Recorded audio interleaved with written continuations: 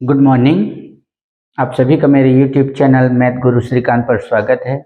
और आज की क्लास में एक बार फिर जोड़ना के सवाल देखेंगे कि समय अवधि को हम कैसे जोड़ते हैं। पिछली कक्षा में आपने घंटे और मिनट के सवाल हल किए। अगली कक्षा में हम वर्ष और माह के सवाल हल करेंगे कि वर्ष और माह की जो अवधि है उसे हम कैसे जोड़ते हैं। तो आसान से सवाल हैं, एक बार हम समझ लेते हैं। 9 वर्ष 7 माह में 4 वर्ष 6 माह हमें जोड़ने हैं। ठीक है, तो लिखते हैं 9 वर्ष 7 माह और इसमें हमें जोड़ने हैं 4 वर्ष 6 माह।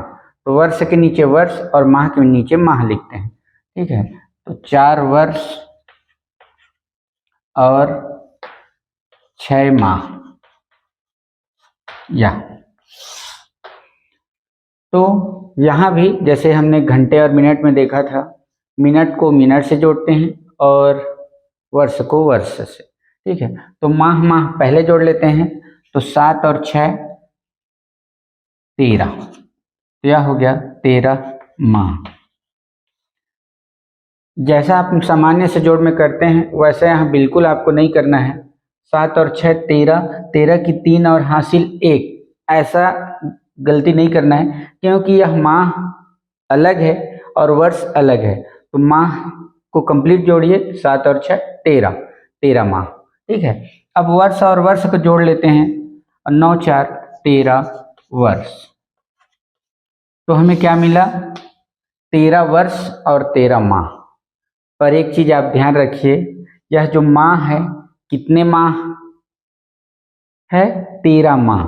जबकि आपको पता होगा कि 12 माह का 1 वर्ष होता है। मतलब यहाँ जो है 1 वर्ष शामिल है। तो हम क्या करेंगे, इस 13 माह में से 1 वर्ष को अलग कर लेंगे। ठीक है, तो उसके लिए हमें इसे और आगे बढ़ाना होगा।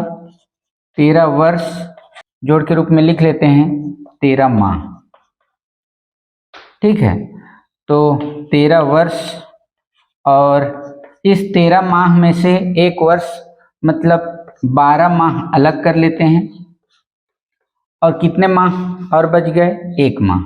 तो 1 माह को फिर अलग से लिख लेते हैं। इन दोनों को जोड़ कर देखिए 13 ही आएगा, 12 और 1 13। ठीक है, अब आगे क्या करें? 13 वर्ष और इस 12 माह का 1 वर्ष होता है, तो इसे लिख लेते हैं 1 वर्ष और 1 माह।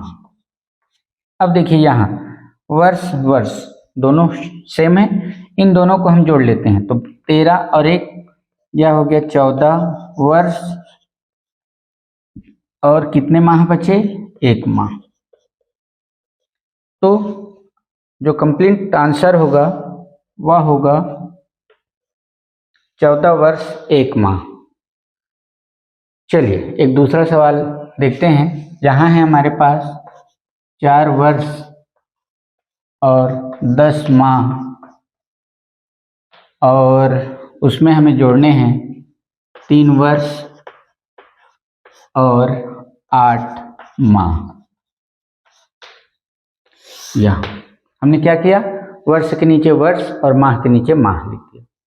माह और माह को जोड़ेंगे, वर्ष को वर्ष से जोड़ेंगे। ठीक है, तो चलिए साधारण सा जोड़ करते हैं। 10 और 8 18 माह। जैसा मैंने पिछले सवाल पे बताया था, अगर यहाँ आता है 18 तो 18 की 8 लिखकर हासिल 1 आगे नहीं ले जाना है। ठीक है, पूरा 18 माह को यहीं लिखना है, या जो भी माह होगा कंप्लीट उस माह को हमें यहीं लिखना है। और माह को एक साथ जोड़ लिए। अब वर्ष को जोड़ेंगे और 4 और 3 7 वर्ष। या तो 7 वर्ष 18 माह। पर यहाँ भी स्थिति वही है कि 18 माह, जबकि हमें मालूम है 12 माह बराबर 1 वर्ष। मतलब इस 18 महीने के अंदर 1 वर्ष शामिल है। तो उस स्थिति में जो वर्ष है उसको वहाँ से हम अलग करेंगे।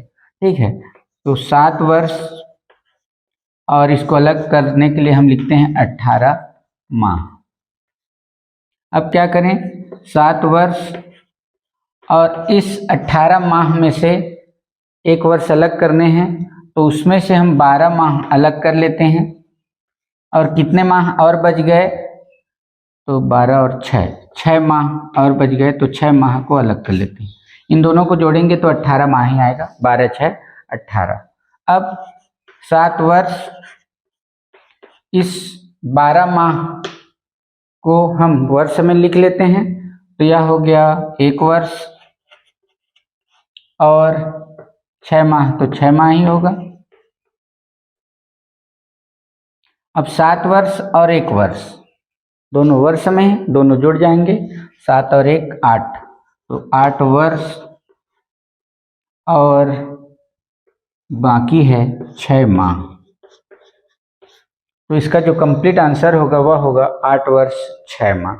अगर यह जो माह है 12 वर्ष से कम होता, 11 10 8 9 7 2 3, तो यही उसका आखिरी आंसर होता।